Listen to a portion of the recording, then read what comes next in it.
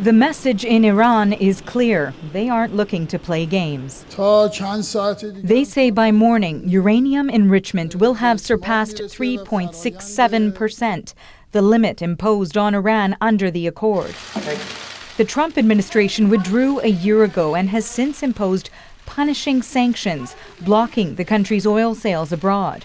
Iran is also frustrated with the remaining signatories of the accord, saying they have failed to protect Iran's economy from the American measures. That frustration has turned to anger. We've had about 2 months now of a number of activities that the Iranians and the Americans have been at each other in the Persian Gulf. Tankers have been hit, likely by the Iranians. A drone was shot down, an American drone. And all of that, I think, is meant to put pressure on the Americans and the European allies. But the pressure today is so far symbolic.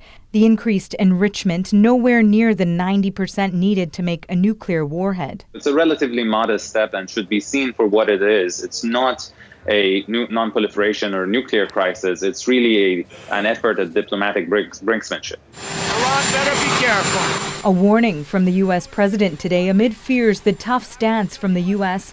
could lead to a military conflict. They better be careful. There is just so much friction and tension between Iran and the U.S. and their respective allies in the region. And there's no channel of communication and no mechanism for de-escalation, no off-ramps really, that even a conflict can happen inadvertently. European nations are trying to mediate. The French president spoke to Iran's president, trying to reopen negotiations. Trump said today that Iran will never have nuclear weapons, but Washington's next move at this point is not clear. Arti Pol, CBC News, Washington.